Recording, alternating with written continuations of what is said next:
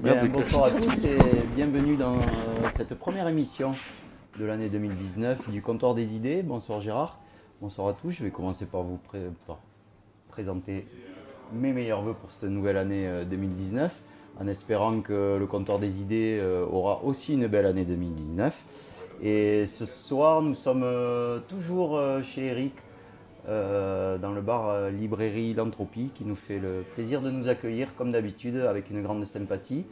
Et nous sommes aussi en présence de l'association Piste Solidaire et représenté ce soir par Mathieu qui est directeur de l'association et Magali qui est directrice adjointe de l'association.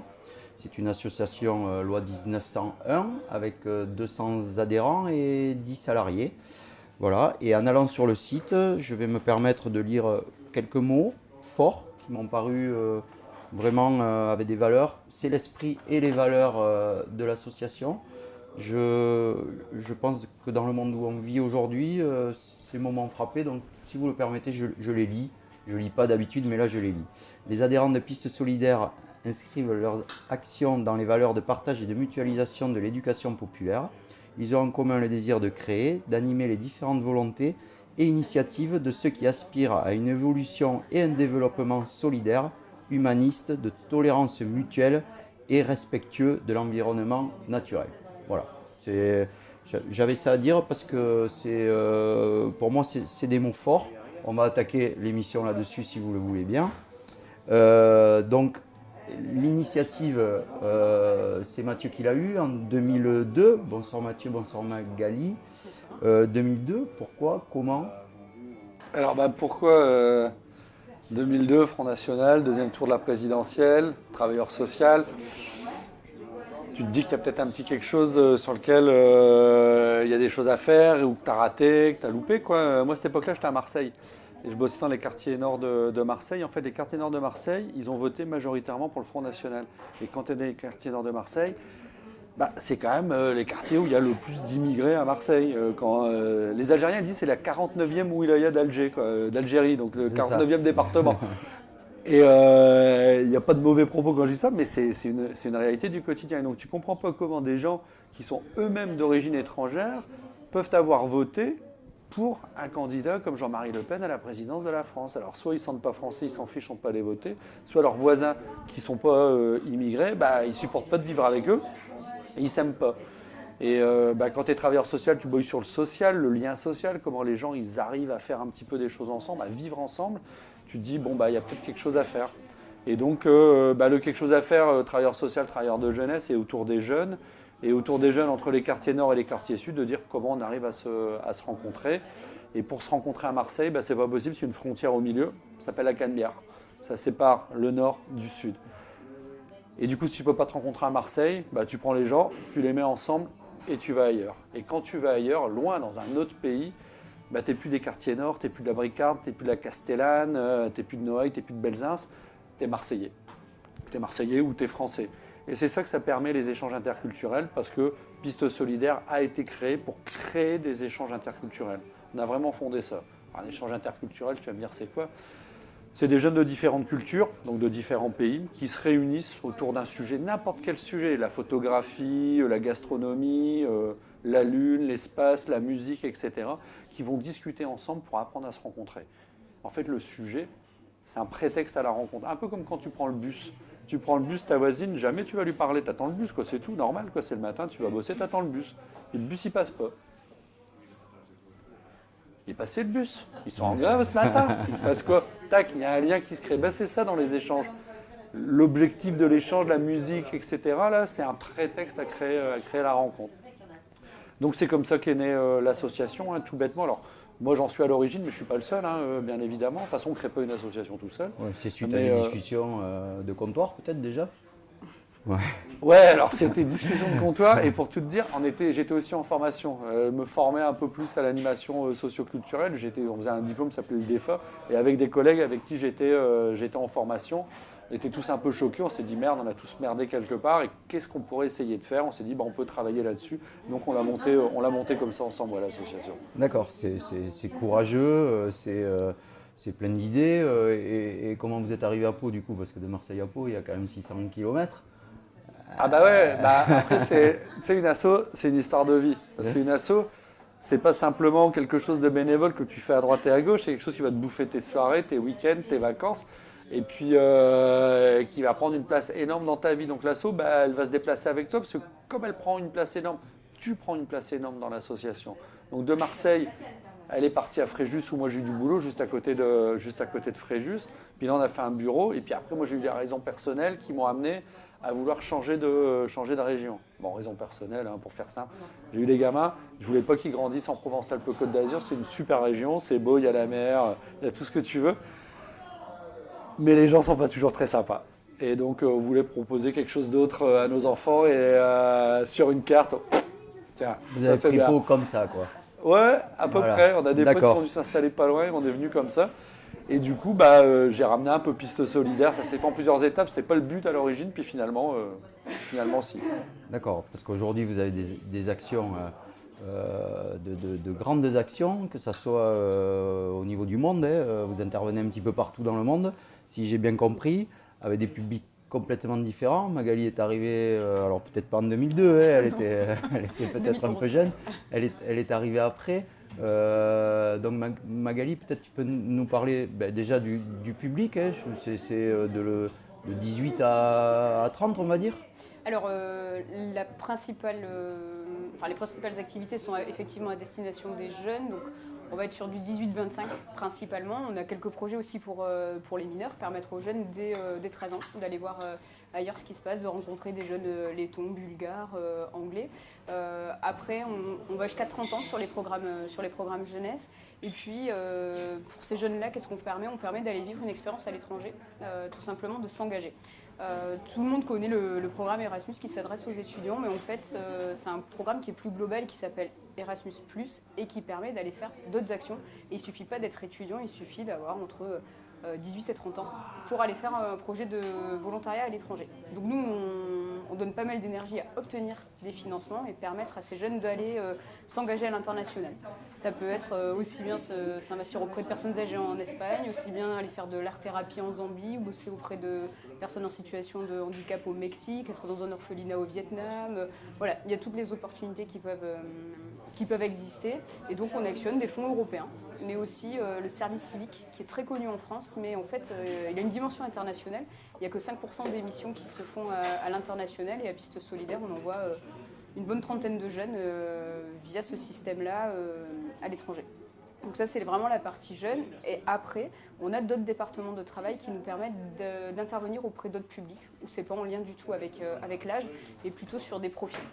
Des travailleurs sociaux, des professeurs ou des animateurs de jardins partagés par exemple. Aujourd'hui je suis jeune, j'ai envie de partir à l'étranger, je viens de te voir. Tu me trouves un financement, tu me trouves une famille d'accueil, c'est ça si je résume à peu près. En gros c'est ça. En gros, c'est ça. Tu viens me voir, il y a plusieurs possibilités. Soit tu as une idée de projet et on peut t'aider à le construire, sachant qu'on reste sur une mobilité qui est dite non formelle, donc qui sort du cadre des études. Il ne faut pas que ce soit dans le cadre des études, mais ça peut être très bien une année de césure.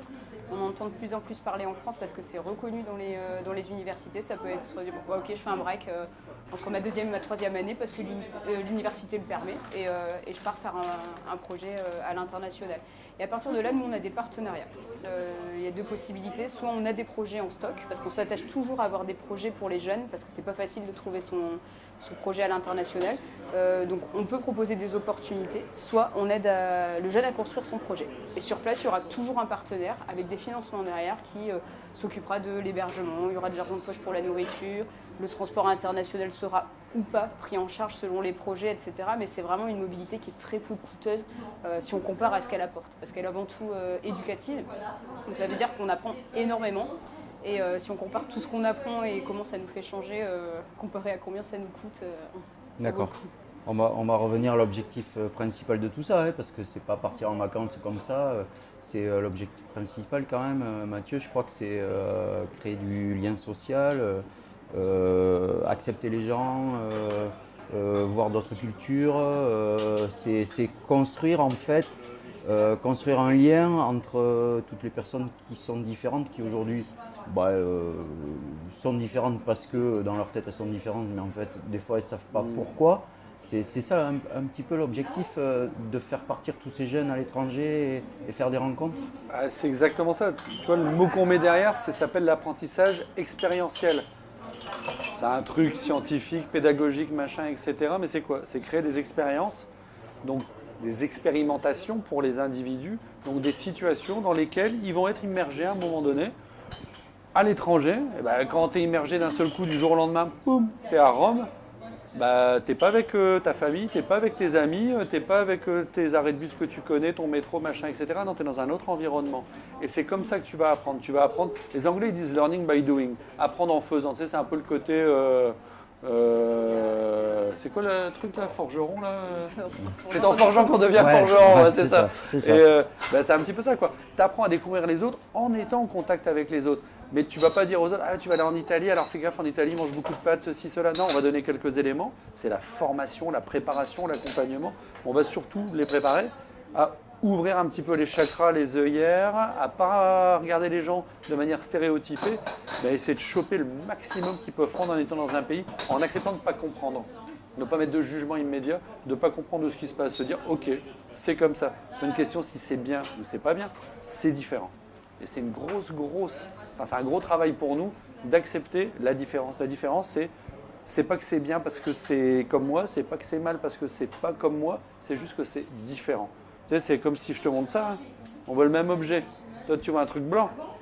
Ah non, bleu et blanc. Bleu, Moi, je vois un truc avec blanc. du jaune, tu vois. C'est le même objet. On voit la même chose, mais deux perspectives différentes. C'est exactement ça quand tu vas à l'étranger. Et c'est ça qu'on va créer.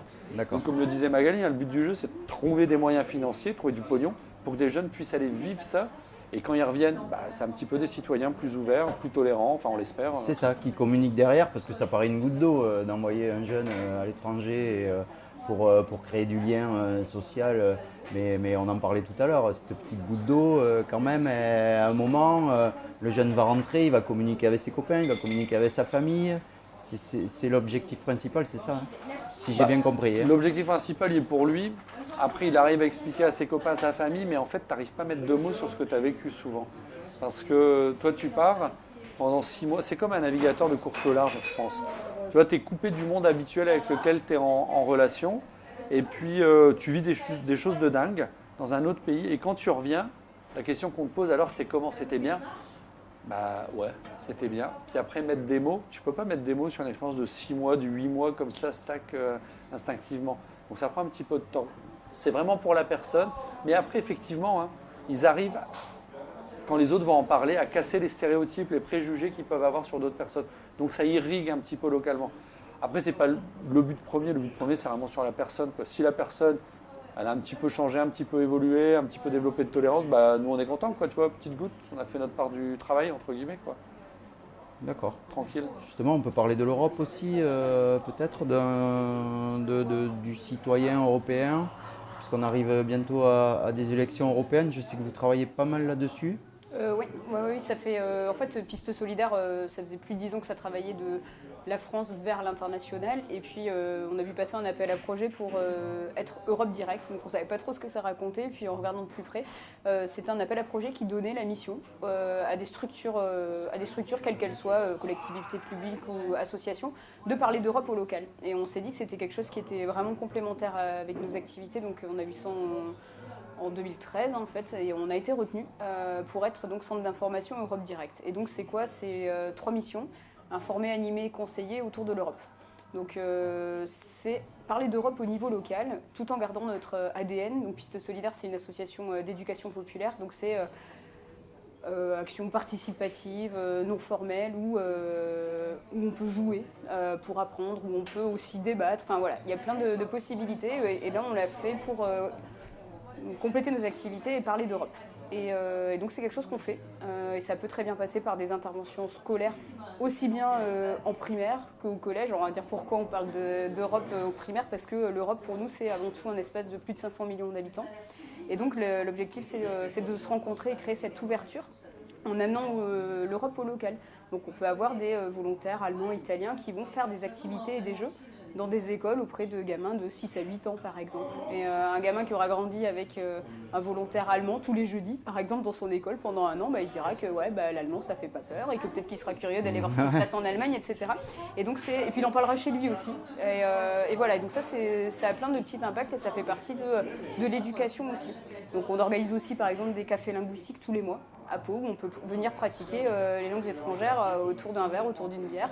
Il n'y a rien de formel là-dedans, mais ça peut aussi passer par des conférences plus importantes. On arrive quand même à accueillir sur Pau, une fois par an à minima, un député européen pour parler d'Europe. On a déjà parlé, vous y arrivez à ça? Ouais, on a parlé d'Europe sociale. On a déjà fait aussi, pour les élections européennes de 2014, on a fait une simulation du Parlement européen où on a formé des jeunes à être députés européens, à s'approprier ce que c'est, pour qui, pourquoi on vote, qu'est-ce que ça fait dans une session de Parlement européen. Et on va renouveler l'expérience en 2019 parce que, à nouveau, il y a des élections européennes. Donc on souhaite rapprocher l'Europe des citoyens.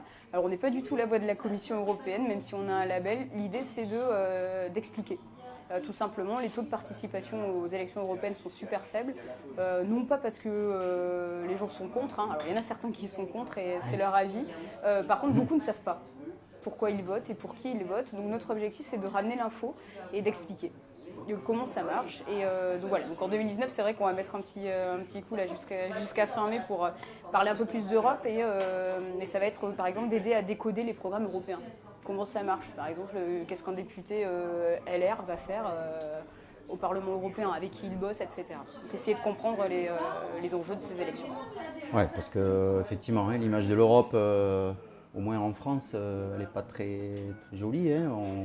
On voit effectivement nos politiciens européens et aujourd'hui, vous pouvez quand même comprendre qu'il y ait des Français qui sont anti-Europe, et ce message-là, il ne passe pas, parce que le seul message qu'on ait aujourd'hui, c'est les médias.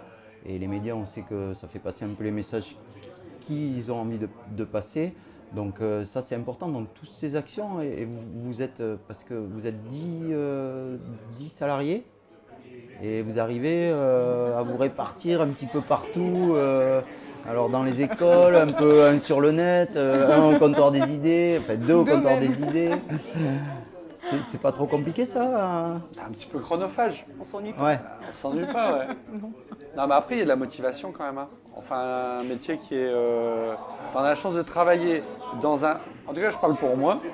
Moi, j'ai la chance de travailler dans un métier qui me plaît.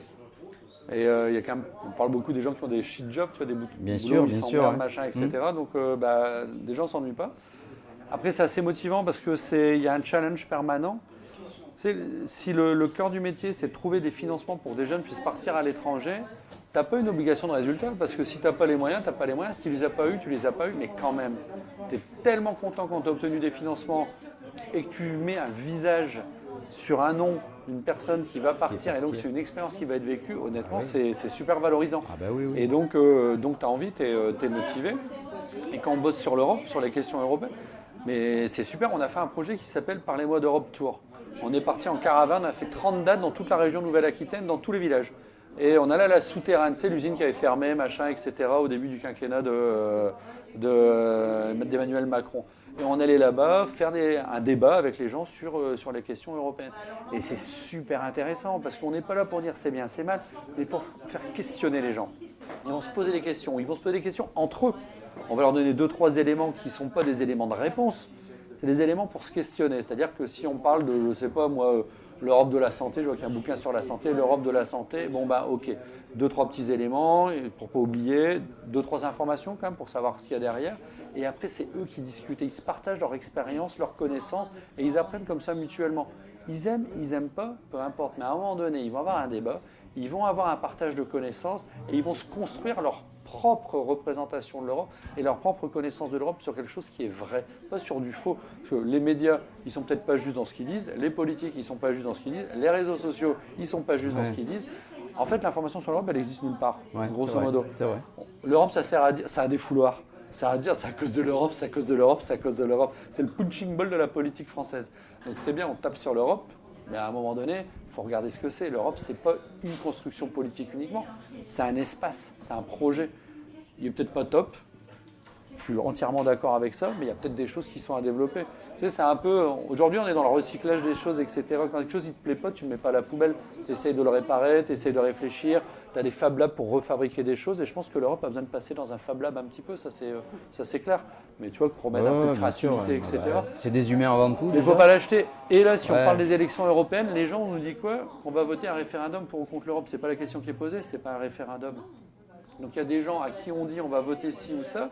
Mais ce n'est pas ça derrière. Donc le message qui est diffusé par des hommes politiques, il est irresponsable à ce niveau-là parce qu'on va leur dire, vous votez pour ou contre l'Europe, c'est faux. C'est faux, ce n'est pas un référendum. C'est pour élire des députés au Parlement européen. Et donc nous, ce qu'on va faire, c'est juste de réexpliquer c'est quoi le Parlement européen, à quoi servent les députés européens. Quand vous allez voter, ce n'est pas pour ou contre l'Europe que vous allez voter. Vous pouvez être pour, vous pouvez être contre, mais vous allez voter pour être représenté à l'Union européenne. Et dedans, si vous estimez qu'il faut faire monter des personnes qui sont contre l'Union européenne, il y a suffisamment de partis en France qui sont eurosceptiques, à gauche comme à droite, ou à droite comme à gauche, bien sûr, que vous pouvez exprimer vos votes, mais au moins votez pour la bonne question. Sinon, c'est là où tu te fais voler. C'est là où tu te fais voler. C'est qu'on te dit tu votes, c'est un référendum, mais c'est pas un référendum, ça change rien. Tomber les frontières, réunir les gens, c'est quand même intéressant, quoi. Je pense que c'est une démarche qui a évolué aussi. Et oui, Gérard. Oui, mais je me permets d'intervenir. Je voulais poser une question, justement. Est-ce que vous êtes interpellé par des gens qui veulent partir en Angleterre, par exemple Le Brexit, est-ce que c'est un sujet sur lequel vous êtes amené à débattre et quel impact ça a, justement, à une époque où la langue anglaise est quand même la langue qui est pratiquement la plus parlée au monde, et des jeunes qui veulent se former et qui se trouvent face à une situation où le pays dans lequel ils sont censés aller se former veut se retirer de l'Europe. Qu'est-ce que vous leur dites ? Alors d'abord, là, pour le moment, on n'est pas impacté parce que le Brexit, il va être voté ce soir. Peut-être en ce moment, là. Peut-être que Theresa May est en train de démissionner, peut-être en ce moment, ou pas. Non, il y en a beaucoup qui veulent aller en Angleterre, mais nous, on ne privilégie pas nécessairement l'Angleterre, et ça depuis le début. Pourquoi ? Parce que l'Angleterre, ça coûte très très cher. Et il y a très peu de structures qui, avec les ressources qui sont données par la Commission européenne, c'est des milliards. Erasmus+, c'est 17 milliards d'euros. Il faut juste imaginer les sommes qui sont données pour favoriser cet apprentissage et cette mobilité éducative. On apprend autant au Danemark, en Suède, en Finlande, en Pologne qu'en Angleterre, en fait. Parce que la langue qu'on va parler, quand on va en Pologne, on ne va pas apprendre le polonais. Quand on va en Bulgarie, on ne va pas apprendre le bulgare. On va apprendre l'anglais. On va parler en anglais, on va travailler en anglais. Et si en France, absolument rien n'est traduit, absolument tout est traduit, dans les autres pays, absolument rien n'est traduit. Ça fait que les gens sont très très forts en anglais. Donc si on est mauvais en anglais avant de partir, que la motivation c'est d'apprendre l'anglais, on le fait aussi bien en Lituanie qu'au Portugal. Alors peut-être pas exactement comme en Angleterre, mais pratiquement aussi bien qu'en Angleterre quand même. Parce que la langue, ce sera l'anglais, la langue de travail pour tout le monde. Après, vous travaillez dans le monde entier, donc vous avez une grosse action sur les migrants, qui est quand même le sujet depuis 2-3 ans, là, qui est un sujet intéressant et très sensible aussi. Donc c'est un gros travail aussi dans votre association. Notre aspect qui est peu connu de l'Union européenne, c'est qu'elle finance l'innovation sociale. Toujours via ce fameux programme Erasmus+, où tout le monde met seulement derrière la mobilité étudiante. En fait, il y a tout un volet qui permet de développer des partenariats à l'échelle européenne, tout comme on le ferait au niveau local avec un centre social, une EMJC, une ville, de le faire, mais à l'échelle européenne. Donc on peut se retrouver, créer un partenariat entre une université, une chambre de commerce, peu importe, une municipalité dans d'autres pays européens, de travailler autour d'une thématique qui nous importe tous. Et bien évidemment, ces dernières années, c'est la thématique des migrants qui est depuis plusieurs années qui est prépondérante. Pourquoi ? Parce qu'on est tous impactés à différents niveaux, et donc c'est de se dire, on fait face à une vague de migrants, de personnes à intégrer, qu'est-ce qu'on peut faire ? Et donc on peut développer des projets d'innovation sociale qui sont soutenus. Il y a différentes approches, parce que comme c'est l'innovation, c'est comme tout à l'heure, on voit le problème, la situation d'un certain point de vue, et on va essayer d'y répondre.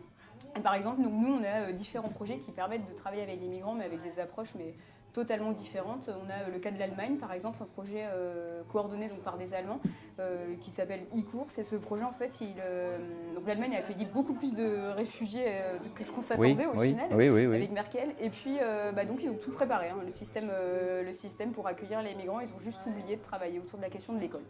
Et donc là, ils se retrouvent à comment on intègre maintenant les enfants de migrants dans l'école. Alors, côté acceptation par les autres élèves, mais aussi les profs, comment je gère des élèves allophones dans ma classe. Et donc, il y a un projet qui a été développé, déposé, accepté, qu'on développe actuellement pour mieux travailler, pour que les enseignants travaillent mieux à cette intégration et développent des politiques de diversité au sein des écoles pour faciliter l'intégration des migrants au sein même de l'école. C'est vous qui avez une action là-dessus, c'est pas l'éducation nationale? Non, exactement. En fait, c'est un partenaire allemand qui a cette idée et qui fait le tour de ses partenaires et il se dit qui c'est qui pourrait être intéressé? Ah ouais, dans mon réseau, j'ai Piste Solidaire, j'ai un autre. Peut-être qu'ils n'ont pas Piste Solidaire, qu'ils ont un Italien et puis ils disent à l'Italien tu connais pas quelqu'un et l'Italien connaît Piste Solidaire. Et ça crée des partenariats, donc on a tout le temps de nouveaux partenaires. Un autre aspect, ça peut être aussi la formation professionnelle des migrants.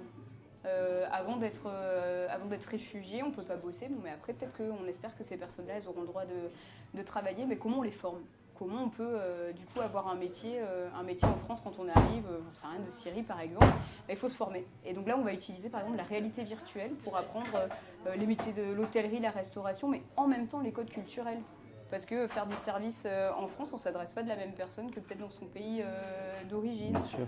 On est aussi coordinateur, nous, on a obtenu les financements auprès de l'agence française sur un projet qui s'appelle Artem et qui repose sur le fait de se dire que un migrant, c'est une situation d'être migrant, mais on est avant tout des personnes et on a des choses à apporter, à partager. Donc là, on est sur une expérimentation sur Pau, en lien vraiment établi avec l'accorderie, qui est une structure locale aussi, sur un système d'échange de services. Ça peut être que moi j'ai besoin par exemple de tondre ma pelouse et il y a peut-être un migrant qui était paysagiste chez lui et qui va me le faire, qui va retailler ma haie, etc. Et puis moi je pourrais apporter 1 heure de cours de français ou accompagner, j'en sais rien, dans des démarches administratives, etc. Et de créer un système d'échange de services qui sera non monétaire, de créer une banque de services et d'échanges, et ça c'est une expérimentation. On va le tester en France, on a eu l'idée, parce que ça revient sur un projet précédent, mais elle va se tester aussi au Danemark, elle va se tester aussi en Bulgarie, en Slovénie. Et donc il y a d'autres pays qui vont tester. Et ça, c'est en pleine évolution là ou oui, tu sens que ça avance vraiment bien ça? Alors là, nous on est sur des débuts de projet, donc on espère que ça va le faire. Mais c'est très intéressant. Mais l'histoire de l'échange de services, ça vient d'une première expérimentation. Et on a senti qu'il y avait quelque chose. Et voilà. Et donc il y a de la place pour l'innovation. Et donc on y va parce que c'est rare d'obtenir des financements pour quelque chose dont on ne sait pas si ça va marcher. Souvent les gens ils investissent quand on ne prend pas de risques. Et quand même la Commission européenne investit sur ça. D'accord. Une enseignante aujourd'hui à qui il y a un migrant qui arrive en cours d'année, il peut vous appeler directement Piste Solidaire et vous pouvez lui trouver des solutions parce que c'est une vraie difficulté ça. Alors nous on ne va pas lui trouver la solution, c'est pas notre rôle non plus d'accompagner l'enseignant. Vous allez l'accompagner, ouais. Mais on a un projet qui est en cours et si le projet est en cours avec des expérimentations locales, lui dire tu peux rejoindre cette activité, vas-y on va tester, etc. Elle peut venir. Si le projet est terminé à ce moment-là, on aura des conclusions à lui partager parce que très souvent en fait les projets européens donnent lieu à des productions. Donc ça peut être une plateforme qui peut l'aider, un module de formation qu'elle peut suivre, etc. Ça peut être ça, mais du coup, comme on aura fait une expérimentation, on peut aussi la mettre en réseau avec d'autres enseignants qui auront participé. D'accord. Ouais. Et juste pour revenir sur l'approche de dire c'est pas l'éducation nationale qui le fait, ouais. c'est ça aussi, le programme européen, c'est aussi de démarrer par le bas. Et démarrer par le bas pour remonter après. Avec des associations quand même, voilà. C'est pas nos élus qui font ça, j'imagine. Non, mais du coup on a testé un projet qui aussi a une suite, c'est Piste Solidaire à nouveau qui le coordonne, c'est comment lutter contre le décrochage scolaire. Alors le décrochage scolaire, c'est un problème qui est réel en Europe, et nous on s'est dit il y a le décrochage, mais des fois on n'est pas tout à fait décrocheur non plus, c'est que je peux aller à l'école, et puis pas avoir des super notes, mais pas des mauvaises non plus, je suis dans le contre-mou de la classe, mais pour autant je suis pas accrochée à ce que je fais.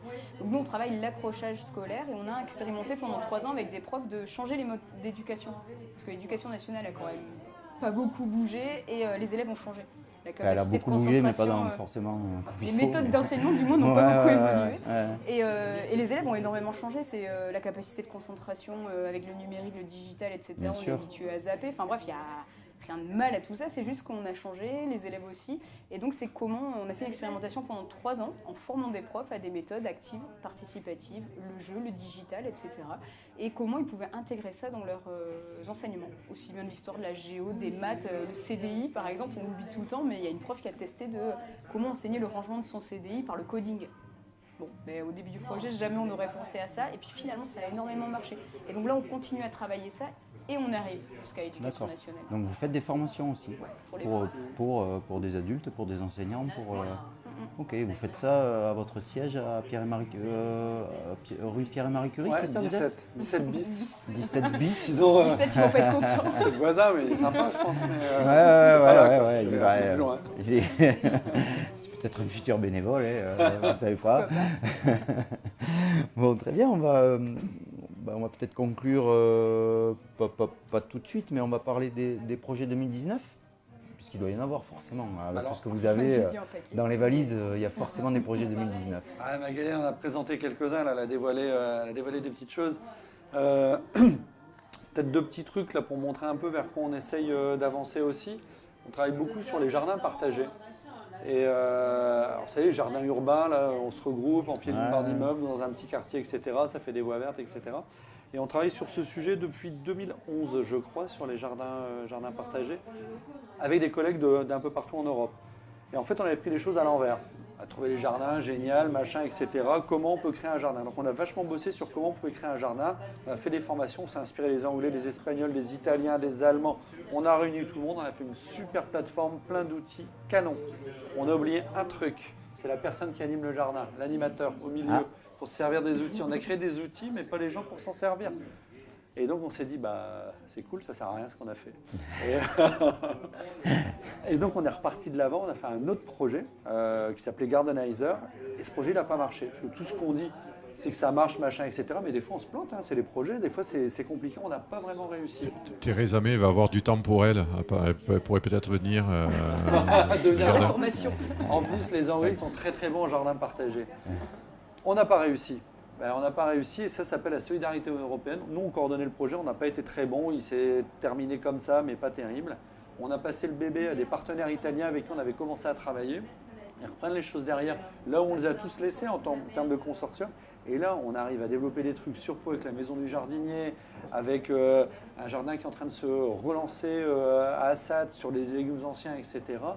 Pour que sur la communauté, enfin sur l'agglo de Pau, sur le Béarn et même un peu plus largement sur les Pyrénées-Atlantiques, on puisse doter les gens qui veulent monter des jardins de compétences pour le faire, mais aussi de les faire durer. Parce que le problème des jardins, c'est qu'il y en a plein qui naissent, mais il y en a encore plus qui meurent. Et le but du jeu, c'est de les faire durer. Et cette formation, elle est là-dessus. Et donc ça, moi, je suis super content parce qu'effectivement, on était resté avec un petit goût amer dans la bouche, parce qu'on n'avait pas vraiment réussi notre projet.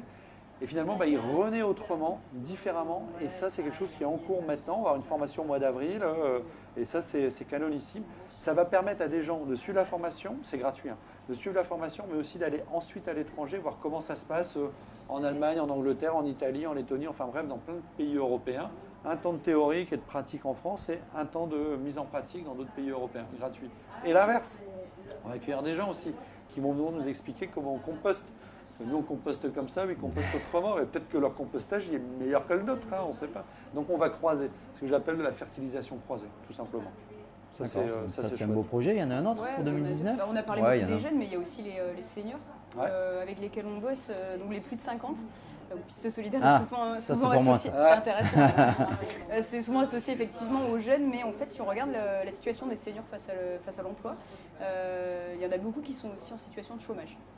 Pour différentes raisons, les principales, ça va être je coûte trop cher à la boîte, j'ai été remercié, ou j'arrive pas à suivre niveau compétences, notamment en lien avec le digital, donc j'ai été aussi remercié, etc. Et ces personnes-là, elles n'arrivent pas, elles ont des difficultés pour beaucoup à retrouver un emploi. Donc on a un projet qui là aussi en fait est une suite, ça fait plusieurs versions, je dirais, de ce projet-là, parce qu'à chaque fois on essaye d'aller un petit peu plus loin en travaillant cette thématique. Donc c'est un projet qui permet d'abord aux seniors aussi de se poser via des ateliers ludiques participatifs, de se retrouver en groupe et aussi de faire le bilan sur eux-mêmes. type bilan de compétences, mais un petit peu différent, c'est juste pour l'esprit. Et aussi de prendre du recul, parce que quand ça fait 20 ans qu'on est dans la même boîte, c'est difficile de prendre du recul, mais en fait, qu'est-ce que je sais faire, quelles initiatives j'ai prises, etc. Il y a plein de choses qui paraissent normales, et puis bon, on est dans la routine aussi, on se questionne rarement sur soi-même. Et donc ça permet de faire une petite analyse et de savoir vers où on veut aller.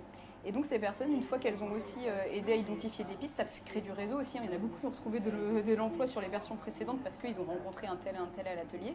Et après, ça leur permet aussi d'aller s'engager aussi, comme le font les jeunes à l'international, partir 3 semaines, par exemple, sur l'équivalent de la Croix-Rouge au Royaume-Uni ou dans une coopérative avec des jardins partagés et des personnes en situation de handicap en Italie, etc., etc. Et aussi de reprendre confiance en elles. Parce que c'est souvent ça aussi quand on est en recherche d'emploi, c'est voilà, le petit coup de mou, j'y arrive pas, j'y arriverai jamais, comment je vais tenir jusqu'à la retraite, etc., etc. La pression qu'on a autour de soi. Et là, c'est vraiment la bouffée d'air qui est prise totalement en charge aussi par les fonds européens. Partir 3 semaines, d'aller voir ailleurs ce qui se passe et de réfléchir, de se re-questionner sur soi-même, redéfinir ses objectifs, etc. Là, ça doit être bon de sentir qu'on fait du bien comme ça. Ouais, sur les seniors. Oui, parce que votre motivation principale, elle est pour finir quand même, elle est quand même magnifique, votre motivation. Vos valeurs, et c'est ça qui vous fait avancer aujourd'hui, parce que on peut pas, c'est pas un boulot classique, il faut avoir pour travailler dans l'humain, pour travailler sur tout ce que vous venez de nous expliquer, il faut une vraie motivation et de vraies valeurs. Et c'est cette motivation qui va vous faire continuer longtemps encore. Je sais pas, mais tant qu'on est motivé en fait, hein, mais c'est la motivation, mais aussi parce qu'on a une véritable chance par rapport à d'autres personnes qui sont super motivées, c'est que nous on voit le résultat. Et donc ce résultat, il nous nourrit, il nous remotive. Tu vois, des fois, tu as des coups de mou, c'est normal. Quoi. Je veux dire, ton boulot, des fois, jusque-là, quoi. C'est compliqué de travailler sur des fonds européens, c'est super technique, etc. Donc des fois, tu te dis, mais merde, quoi. Tu passes des heures devant ton écran d'ordinateur, et puis tu as la petite news, tu as le petit sourire de la personne qui revient, les petites anecdotes à partager, de voir tout le bénéfice que ça a pu apporter, mais ça te requinque, quoi. Ça, c'est le petit schnaps là, et hop, c'est reparti. C'est comme la discussion qu'on vient d'avoir en fait. Exactement, je ressortirai le sourire. On va peut-être conclure comme ça d'ailleurs.